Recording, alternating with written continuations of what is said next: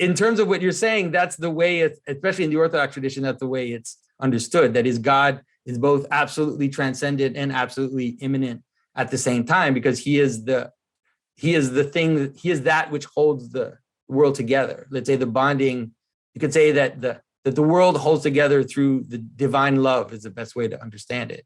And that everything I would say, if you believe in the total interpenetrating immanent God, that also, and this is actually in the Bible, it creates good and evil and is sort of passive and all encompassing, then I would say the best thing to do is not worry too much about schisms and civic things anyway, because ultimately it's just, this amorphous being's will and doesn't matter so much.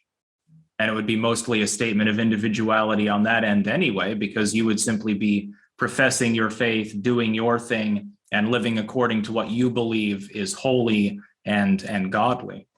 But there's a way in which we have to, like, not only we have to, but human beings manifest like communal bodies. Like, we have to join together. We join together in communal versions of what we are. That is, you are an amalgamation of stuff, right?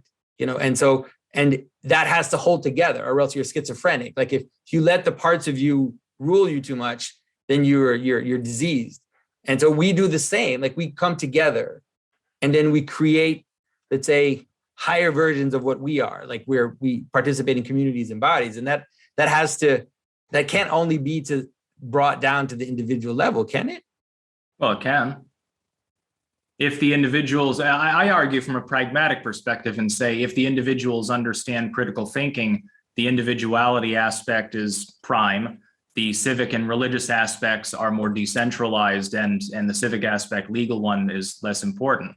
If you argue the transcendent nature of a deity, the all-encompassing nature, the good and the evil, the light and the dark, the everything and nothing at the same time sort of immanence argument, then I would say it doesn't really matter if the world ultimately goes to hell. Your soul is safe.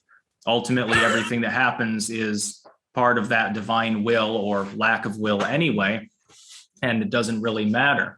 And then I would also argue a proper construing of the words of Jesus in the New Testament would beg to differ as well, and essentially become completely passive towards all civic affairs, and is almost quasi-separatist in nature, allowing people to form, if they share your religious views, those communities on the outskirts, and if they're persecuted, they're all the better for it and are martyrs.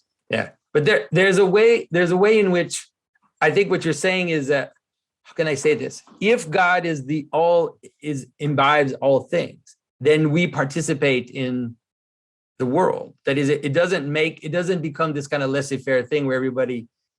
So let's say in St. Paul, there's this idea that through bonds of love, then we create, let's say, something like the body of God in the world. That is, we are the ones who make the world something which holds together rather than something that breaks apart. And so, but why would that be important in the civic sense? Ultimately, you would be spending your time, let's say that you've got a societal reform on your mind. You make videos about it, you march, you do activism or whatever. Would that not technically be time that you're taking away from doing what the explicit command was, which is to go give things to the poor and help the widows and stuff? And you're trying to help society at large. That society, if you follow the example of your Christ, effectively is nullified. There was no real attempt to reform society. It was individuals that were being interacted with. The only interaction in the collective sense of note is going in with a scourge and attacking a bunch of bankers, which is something we can't openly, explicitly support that, again, because this will be on YouTube, but it is an interesting story. Yeah, but there is the idea that Christ gave. The idea of communion is not something which just limits people to if you read the chapters in the Gospel of St. John, he keeps talking about unity. He keeps talking about, be one as your Father in heaven, as I am one with my Father. All of this idea of like a bond of unity and love. And so you're right that it's not something which is political per se. And I think that that's also why the Christian ideal is more something like the saint or the monk or the martyr. But then out of that will flow certain societies. that its societies will flow out of that. It doesn't create, how can I say this?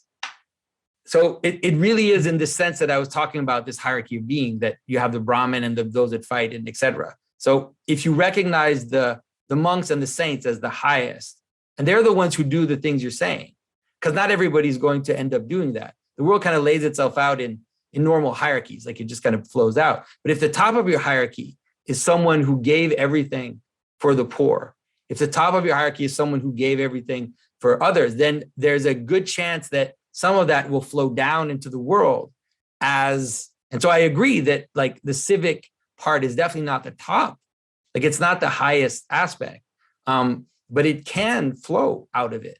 But then Like the dysfunction of the world would be properly more ascribed to the sickness of organized religion than anything else, because it's already there, maybe in a degraded form, but what allowed it to degrade? What do you mean? What allowed what to create? The Christianity? If the civic is to be subjugated entirely to the religious is held up at the height, which until the last half century, generally it was in most countries anyway, and things are degrading, wouldn't it have to start at the top? At the root of the problem would be the religious leaders. No, you're right. You're absolutely right. And that's why if you read, so then if the Lord allows them to be degraded, and it's certainly not just the case in Christianity, it's the case in any religious or spiritual movement, including among most pagan movements, then why entrust them with greater power or try to organize society on their basis if they're already sick? You'd need an entire revolution.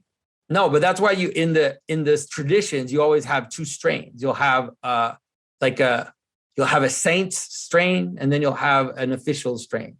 And the real strain is the saints strain.